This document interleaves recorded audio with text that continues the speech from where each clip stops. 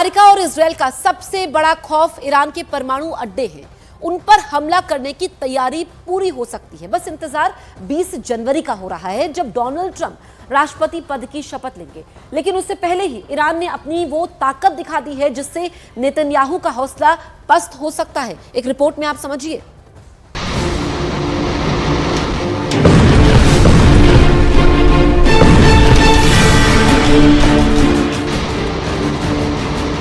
Tehran में निकली ये परेड बता रही है कि ईरान का सुलेमानी नंबर 2 एक्टिव हो चुका है।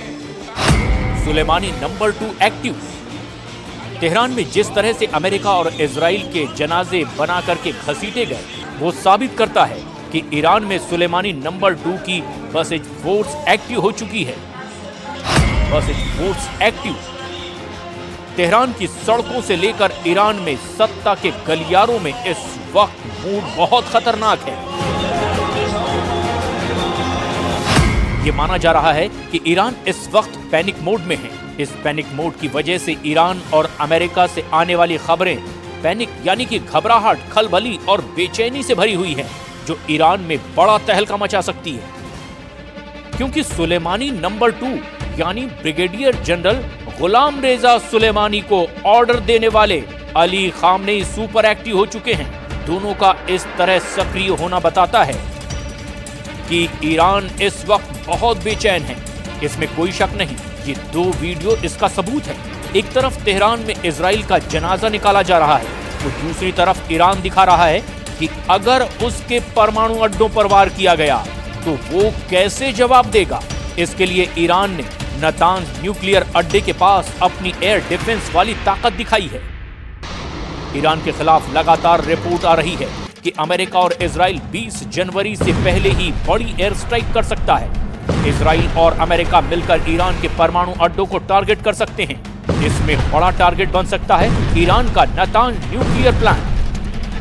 नातांज को बचाने के लिए ईरान ने जो 3 लड़ाके तैनात किए हैं, लॉन्च होते ही यह दुश्मन का जनाजा निकाल देते हैं। ईरान के 3 लड़ाकों ने इस वक्त इजराइल के इरादों को अपने टारगेट पर ले लिया है।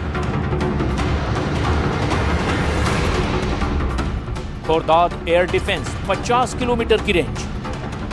सबसे पहले देखिए ईरान का खुर्दाद एयर डिफेंस सिस्टम। यह अपनी मान से निकलता है और उस फ्रंट पर तैनात कर दिया जाता है जहां इजराइल के एयर अटैक का सबसे बड़ा खतरा है। रूस के बुक M2 की नकल खुर्दाद 50 से 100 किलोमीटर की रेंज में टारगेट खत्म कर सकता है।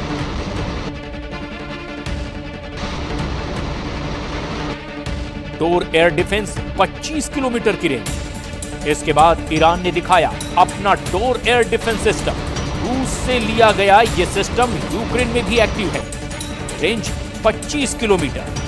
हेलीकॉप्टर हो, ड्रोन हो या फिर नीचे उड़ने वाला फाइटर जेट, समझ लीजिए उसका काम तमाम है।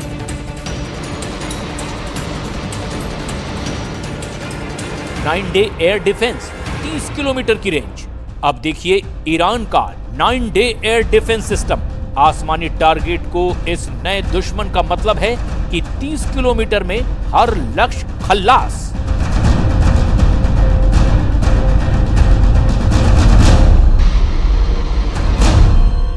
अब देखिए ईरान का 9 day air defence system.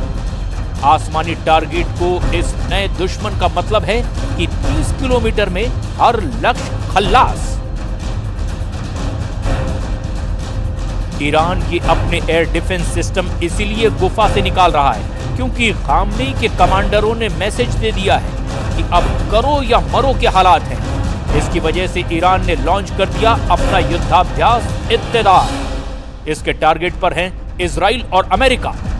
ابعاد توانمندی دفاعی ما هست متمرکز شده بودیم روی اون و نیاز بود که یک بار دیگه توانایی‌های Iran के तेवर देखकर अमेरिका और इजराइल दोनों हैरान हैं, लेकिन उनको पहले से उम्मीद रही है कि ईरान खामोश नहीं बैठेगा। और यही वजह है कि गाजा, लेबनान और सीरिया के बाद अब क्या ईरान और इजराइल के बीच डायरेक्ट टक्कर होगी और क्या ये परमाणु स्टेज पर पहुंच सकती है। इसे लेकर पश्चिम के मीडिया में पहले भी कई खतरनाक रिपोर्ट छप चुकी है। इजराइल की मीडिया रिपोर्ट, अमेरिका का मीडिया, यूरोप का मीडिया, हर तरफ चर्चा हो रही है कि इजराइल और अमेरिका अब ईरान के परमाणु अड्डों पर अटैक करने वाला है। ये खबरें लगातार छप रही है और ईरान इन्हीं खबरों को लेकर टेंशन में है।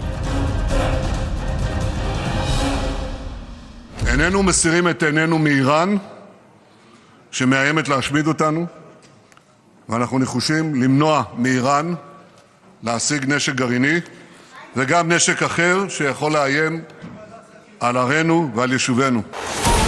लेकिन 2025 की शुरुआत में अगर इजराइल या अमेरिका ने यह कदम उठाया तो समझ लीजिए कि अब एक और बड़े युद्ध में पूरे साल को झोंक दिया जाएगा और फिर इस बात की गारंटी ईरान भी देगा और साथ में ईरान का साथ देने वाले देश यानी पुतिन, शी जिनपिंग और किम जोंग उन पूरे यूरोप और अमेरिका पर टूट पड़ेंगे।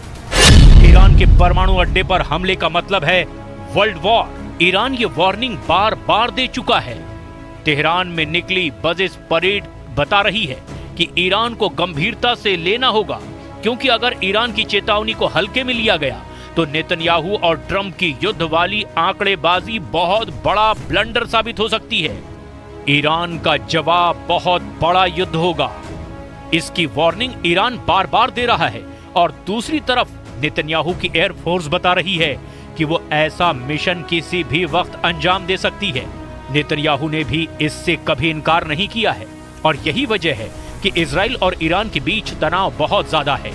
ईरान की फौज 24 घंटे युद्ध की तैयारी में लगी हुई है और अब उसने अपने एयर डिफेंस सिस्टम उन परमाणु अड्डों पर तैनात कर दिए हैं जहां इजराइल का हमला हो सकता है। खबर यह है कि इजराइल ने ईरान के नतांज परमाणु अड्डे को अपने टारगेट पर ले लिया है।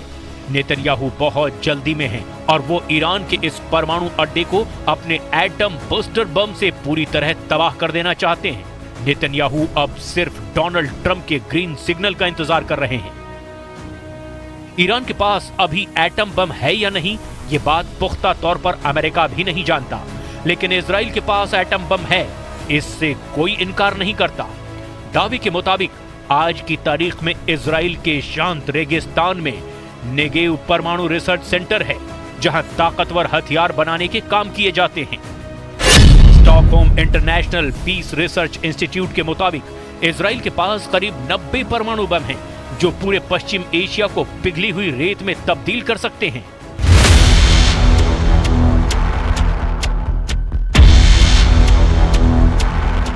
अब तक ईरान की नीति साफ है कि वो परमाणु बम नहीं बनाएगा। ईरान के सर्वोच्च नेता अली खामनेई भी इसे बार बार दोहरा चुके हैं, लेकिन अब खतरा ईरान के परमाणु अड्डों को है। सवाल है, क्या खामनेई अपनी नीति बदलने पर मजबूर हो जाएंगे? क्योंकि खामनेई के सलाहकार ने ऐसा इशारा किया है कि अगर ईरान के अस्तित्व पर खतरा पैदा हुआ तो वो परमाणु नीति बदल सकते हैं।